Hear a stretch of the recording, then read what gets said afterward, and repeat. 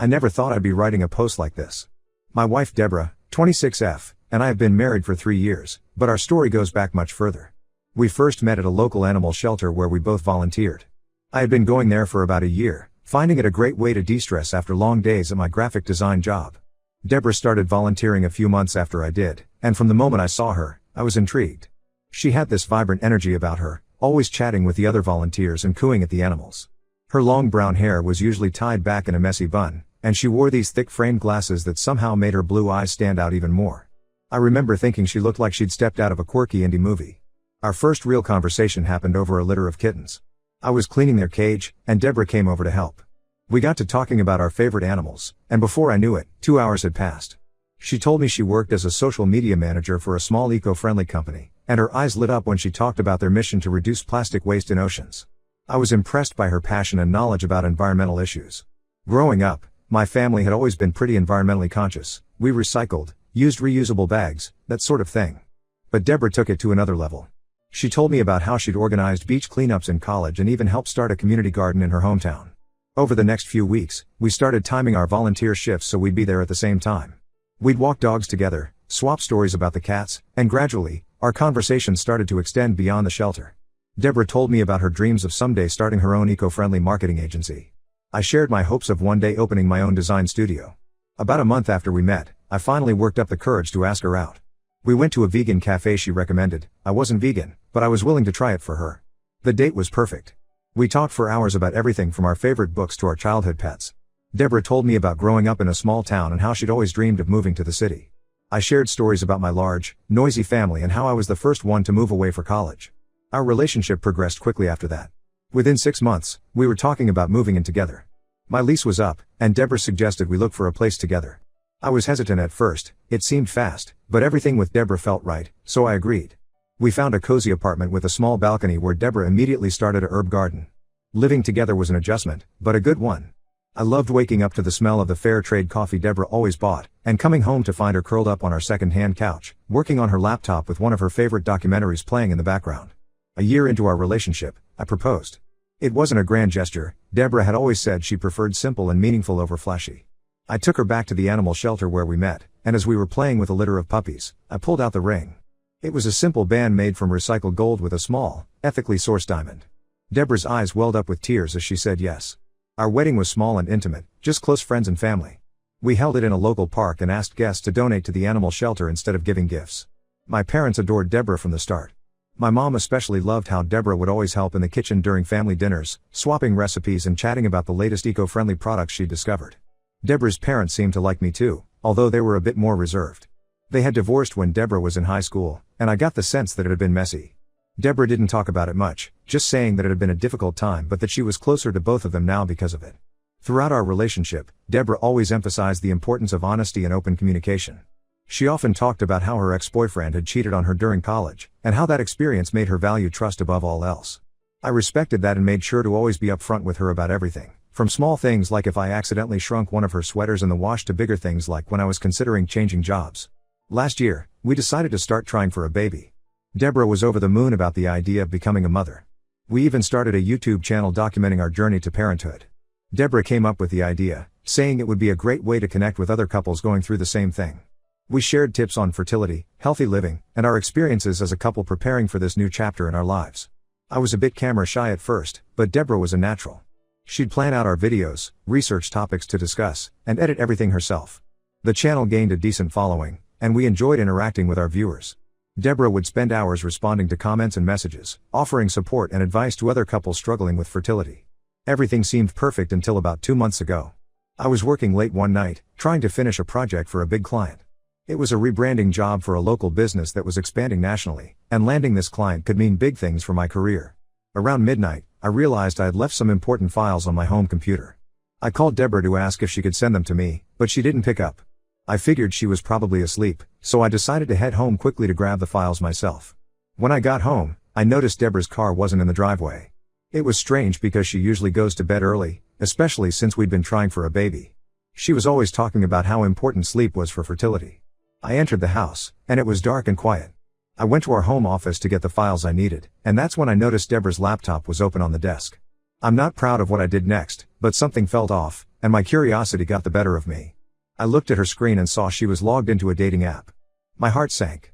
I clicked through her profile and messages, each revelation more painful than the last. Not only was Deborah actively using this app, but her profile contained information that contradicted everything I knew about her. She claimed to be single, childless, and working as a marketing executive for a large corporation. Her bio mentioned loving to travel and party, things Deborah had always said she wasn't interested in because of the environmental impact and her desire to live a more settled life. I scrolled through her messages, feeling sick to my stomach. She had been talking to multiple guys, arranging meetups, and even sexting with some of them. The oldest messages dated back to before we were even married. There were countless conversations, each one feeling like a fresh betrayal. One conversation stood out. It was with a guy named Alex. They seemed to know each other well, discussing inside jokes and making plans for the weekend. Deborah had told him she was looking forward to their usual Saturday night fun. The last message was from earlier that evening, confirming plans to meet at a bar downtown. I was in shock. I couldn't reconcile this version of Deborah with the woman I thought I knew and loved. The Deborah I knew spent her Saturday nights cuddled up on the couch with me, watching nature documentaries or planning our next beach cleanup volunteer day. She wasn't the type to go bar hopping or meet strange men from the internet. With shaking hands, I copied some of the evidence to my phone, not sure what I was going to do with it yet. Then I heard the front door open. I quickly closed her laptop and pretended to be focused on my own computer. Deborah walked in, dressed up in a way I hadn't seen in a long time. She was wearing a tight black dress and heels, her hair and makeup done perfectly. When she saw me, her face went pale. She started stammering, trying to come up with an explanation, but I just held up my hand and showed her what I had found on her laptop. The next few hours were a blur of tears, shouting, and accusations. Deborah admitted that she had been living a double life our entire relationship. She confessed that she had never worked for an eco-friendly company, that was just a cover for her real job at a large marketing firm, which she thought wouldn't impress me. The cheating ex-boyfriend story was made up to make herself seem more relatable and trustworthy. She begged me to forgive her, saying she loved me and that all the guys from the app meant nothing. She claimed she just craved the excitement and attention, but that I was the one she wanted to be with. I was too hurt and angry to process any of it. I packed a bag and left to stay with my brother. It's been 2 weeks now, and I'm still trying to wrap my head around everything. Our friends and family are shocked, and our YouTube followers are wondering why we've suddenly stopped posting. I haven't decided what to do yet, but I know I can't just forgive and forget.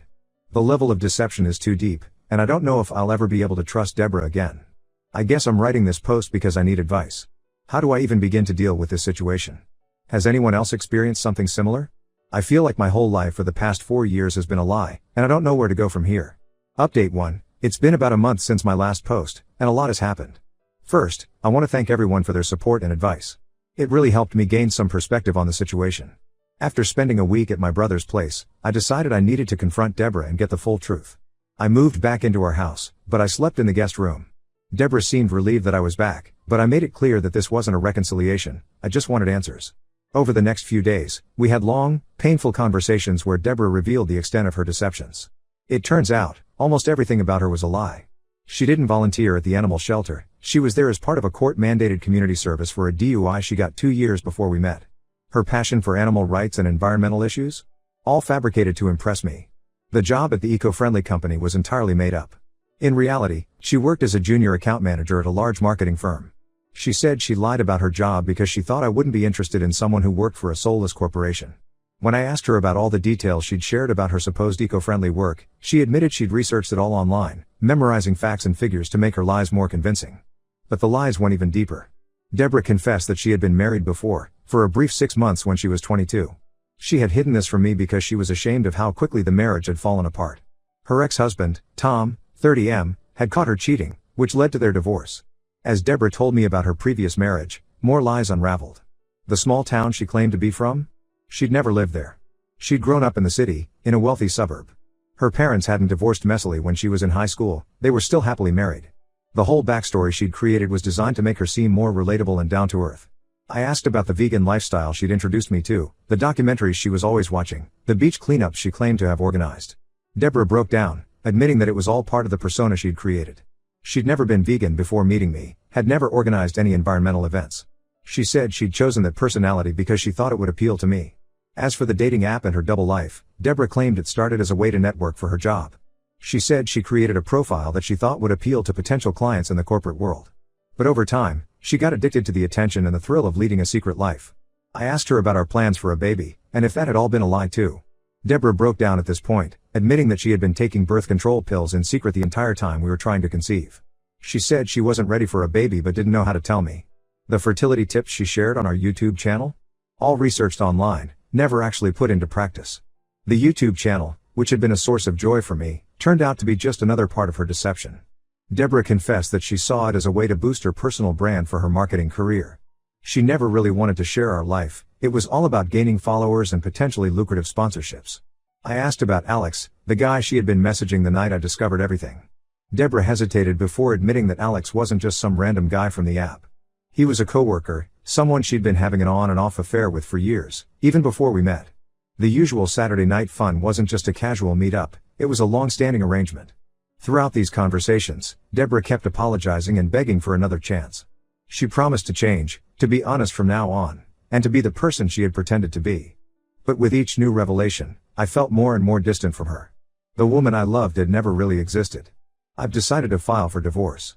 The trust between us is completely shattered, and I don't see how we can rebuild it. I've contacted a lawyer and started the process. Deborah didn't take the news well. She alternates between begging me to reconsider and lashing out in anger, accusing me of giving up too easily. I've also decided to come clean to our YouTube followers. I posted a final video explaining the situation in broad strokes, apologizing for the deception, and announcing the end of the channel. The response has been overwhelming, with many followers sharing their own stories of deception and offering support. My family and true friends have been incredibly supportive. My brother, in particular, has been a rock through all of this. He's helping me look for a new apartment so I can move out of the house I shared with Deborah. It's painful to think about leaving the home we built together, but I know it's necessary for my healing process. It's been a tough month, but I'm starting to see a way forward. I know the divorce process won't be easy, especially given Deborah's unpredictable behavior, but I'm committed to moving on and rebuilding my life on a foundation of truth. Update 2. It's been 3 months since my last update, and the situation has taken some unexpected turns. The divorce proceedings are underway, but they've been complicated by Deborah's erratic behavior and some surprising revelations. First, about a month ago, Deborah's ex-husband Tom, 30M, reached out to me. He had seen our final YouTube video and recognized Deborah. Tom shared his own experience with Deborah's deceptions, which eerily mirrored my own. He told me about how Deborah had created a completely false persona when they met, claiming to be a struggling artist when she was actually from a wealthy family and working in marketing. Tom warned me that Deborah might try to manipulate the divorce proceedings and advised me to be cautious. Tom's warning proved prescient. Deborah initially agreed to an amicable split, but she quickly changed tactics. She hired an aggressive lawyer and is now contesting the divorce, claiming that I was emotionally abusive and that she only created the dating profile because she felt neglected in our marriage. It's frustrating to see her spinning new lies, but I'm trying to stay calm and let my lawyer handle it. To complicate matters further, Deborah announced on social media that she's pregnant. She claims the baby is mine, conceived during our last month together. Given her history of lies, I'm skeptical, but I've told my lawyer that I want a paternity test as soon as it's safely possible. The timing of this announcement feels suspiciously convenient, especially considering she had been secretly taking birth control throughout our marriage. The pregnancy announcement has divided our friend group and extended family. Some believe Deborah and think I'm abandoning her in her time of need. Others, who know the full story, are supporting me and questioning the convenient timing of this pregnancy. It's been hard to see people I thought were my friends turn against me, but it's also shown me who my true supporters are. On the work front, I've thrown myself into my graphic design projects. The client I was working on when I discovered Deborah's deception was impressed with my work despite the personal turmoil, and they've since referred me to other big clients. It's been a welcome distraction and a source of stability in this chaos. I'm grateful that at least one aspect of my life is going well. I've also started individual counseling to help process everything that's happened. It's been helpful in dealing with the anger and betrayal I feel, and in rebuilding my self-esteem. The therapist has been particularly useful in helping me recognize and avoid Deborah's manipulation tactics. One positive development is that I've reconnected with an old friend from college, Emily, 27F. She reached out after hearing about my situation from a mutual friend. We've been talking regularly, and her support has been invaluable. She's reminded me of who I was before I met Deborah and has been encouraging me to rediscover my old hobbies and interests. As for the house, Deborah refused to move out, so I found a small apartment. Moving out was hard, it felt like admitting defeat in a way, but it's also been freeing. I'm slowly making the new place feel like home, and it's nice to have a space that isn't tainted by lies and betrayal. The legal battle ahead looks like it's going to be long and difficult. Deborah's pregnancy claim has complicated things, and her lawyer is pushing for a significant settlement. My lawyer assures me we have a strong case, especially with the evidence of her infidelity, but it's still a stressful situation. Despite all this, I'm cautiously optimistic about the future. This experience has shown me how strong I can be, and I'm determined to come out of this a better, wiser person. I'm focusing on rebuilding my life one day at a time, surrounding myself with honest, supportive people, and looking forward to a future free from deception. Update 3. It's been 6 months since my last update, and I'm finally starting to feel like I'm coming out on the other side of this ordeal. The divorce is finalized, and I can now share the full story of what happened. The paternity test results came back, and as I suspected, I'm not the father of Deborah's baby. It turns out the father is Alex, the co-worker she'd been having an affair with. When confronted with the test results, Deborah finally admitted to her lies and agreed to an uncontested divorce. The truth about her pregnancy also came out. Deborah wasn't actually pregnant when she made the announcement. She had lied about it in a desperate attempt to stop the divorce. When she realized she couldn't keep up the charade, she claimed she had a miscarriage. It was a new low, even for her. With the pregnancy lie exposed, most of the friends and family who had sided with Deborah came around and apologized to me. It's been a mix of vindication and sadness. I'm glad the truth is out, but it's painful to see how many people were deceived. The divorce settlement was largely in my favor. Deborah's lies and infidelity, once fully exposed, left her with little leverage. I got to keep most of our shared assets, including the house, which I've decided to sell. I don't want to live in a place with so many bad memories. On a brighter note, my graphic design career has really taken off. The clients I worked with during the worst of the divorce drama have become long-term contracts, and I've even hired 2 junior designers to help with the workload. It feels good to be throwing myself into work I enjoy and seeing success. My friendship with Emily has deepened over these months. We've started dating, taking things slow and being very open with each other about our feelings and expectations. It's refreshing to be in a relationship built on honesty from the start. I've also picked up some old hobbies I had abandoned during my marriage. I've joined a local hiking group and have been going on weekend trips, rediscovering my love for nature and photography. It's been great for my mental health and has helped me meet new, genuine people. As for Deborah, I've heard through mutual friends that she's moved to another city to start fresh. Part of me hopes she's genuinely trying to change and be a better person, but I'm also glad to have that chapter of my life firmly closed. Looking back, I can see how I missed or ignored red flags in our relationship. But I'm not beating myself up over it. Instead, I'm using it as a learning experience. I'm more aware now of the importance of trust and honesty in relationships, and I'm better at spotting inconsistencies in what people say and do. To anyone going through a similar situation, I want to say that it does get better. It's a long, painful process, but staying true to yourself and surrounding yourself with supportive people really does help. I'm not glad this happened, but I'm proud of how I've handled it and excited about the future for the first time in a long while.